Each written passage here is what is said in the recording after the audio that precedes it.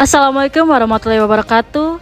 Kami dari kelompok 7, perkenalkan saya Laurencia Desubun sebagai pewawancara pertama. Dan saya Gwendolyn Septiani sebagai pewawancara kedua. Jadi hari ini kami akan mewawancari narasumber kami yang akan memperkenalkan diri. Halo, perkenalkan nama saya Christopher Liancoron Iboki, bisa dipanggil Chris, dari Universitas Hairun Ternate. Jadi tema kita wawancara pada hari ini yaitu perubahan budaya lokal dalam pandangan Gen Z. Kita akan mulai wawancaranya dengan pertanyaan pertama. Pandangan Kak Chris tentang Gen Z di era sekarang ini bagaimana?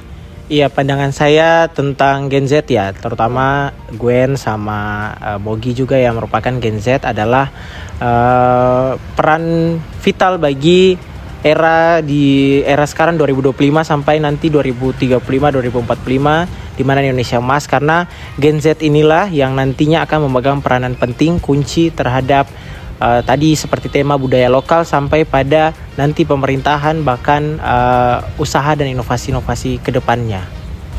Ya, lalu bagaimana kakak melihat budaya lokal di era modern saat ini?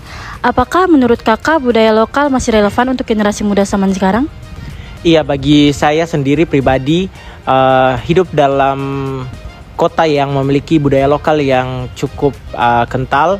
Budaya lokal itu sangat penting dan relevan karena budaya lokal itu membangun mental Gen Z. Terutama sekarang ini kan eranya Gen Z itu kan sedikit-sedikit kena mental, sehingga budaya lokal itu justru lebih bagus karena dia memiliki relevansi terhadap Gen Z sekarang untuk membentuk mental Gen Z untuk lebih siap lagi, karena pada dasarnya kita tahu budaya lokal itu memiliki budaya yang cukup keras, budaya yang cukup kental, sehingga dengan adanya budaya lokal itu di era modern sekarang ini kita Gen Z justru sangat terbantu dengan adanya budaya-budaya lokal yang tertanam di daerah-daerah sekitar kita.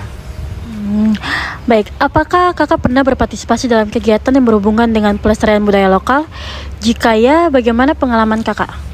Iya, saya sendiri sebelumnya pernah terlibat dalam satu kegiatan di mana kita melestarikan budaya lokal, terutama bagian badan bahasa, di mana kita melestarikan budaya lokal dari bagian bahasanya sendiri, di mana sekedar teman-teman tahu bahwa di Maluku Utara dan Indonesia itu memiliki beragam banyak sekali bahasa yang merupakan ciri khasnya daerah kita masing-masing, dan pengalaman saya sendiri terhadap pelestarian budaya lokal terutama bahasa sendiri itu adalah sangat menarik, karena banyak yang kita tidak ketahui Gen Z sekarang ini, karena kita mulai acuh tak acuh dengan budaya lokal kita sendiri. Itu banyak bahasa yang justru selama ini kita dengar dulu dari orang-orang tua-tua dan orang-orang sekitar kita yang sekarang sudah mulai punah, sehingga bagi saya pengalaman cukup menarik, kita dapat melestarikan bahasa daerah kita sendiri karena budaya lokal itu yang nanti membentuk kita sebagai Gen Z ke depannya. Lalu menurut kakak budaya lokal di Maluku Utara masih memiliki eksistensi di Gen Z ini? Bagi saya budaya lokal atau adat seatorang di Maluku Utara itu masih memiliki eksistensi yang cukup kental, di mana sehari-hari kita diperbiasakan untuk bangun pagi dengan ya mitos-mitos yang orang tua kita bangun, seperti harus bangun pagi, orang harus bangun sebelum ayam bangun duluan karena rezeki nanti dipatok lah dan lain-lain.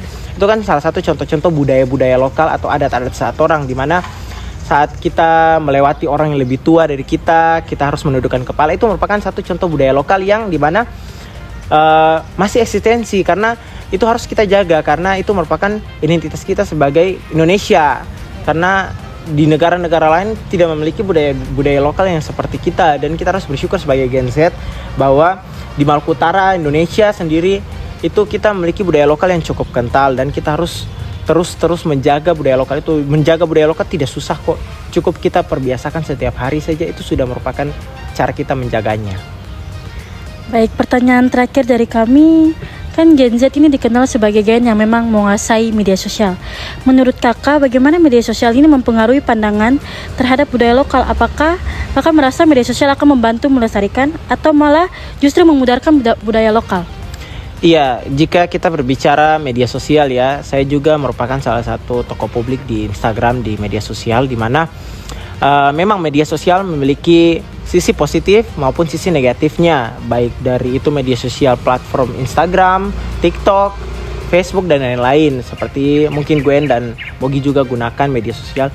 Dan bagi saya media sosial itu memiliki pengaruh yang sangat besar, karena di era sekarang Gen Z itu turut terlibat aktif lebih besar di media sosial daripada di dunia nyata.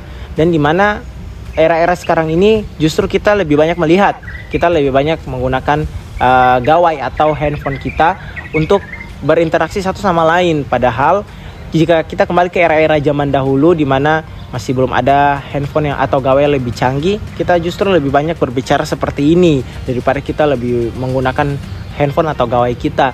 Tapi dengan adanya media sosial dapat memudahkan kita sebagai anak muda yang memiliki prihatin terhadap budaya lokal untuk mempromosikan budaya lokal kita sendiri, karena cukup mudah kok kita membuat konten-konten untuk mempromosikan budaya lokal kita. Cukup dengan membuat pamflet juga selesai, atau video-video singkat saja tentang budaya-budaya kita. Itu juga sudah cara untuk kita mempromosikan budaya lokal kita. Dan media sosial tidak susah kok untuk dipelajari, cukup gampang untuk anak-anak sekarang untuk pahami saja sih. Ya, jadi itu wawancara kita pada hari ini. Terima kasih banyak untuk narasumber kita yang telah menyempatkan waktunya. Sekian dari kami. Wassalamualaikum warahmatullahi wabarakatuh.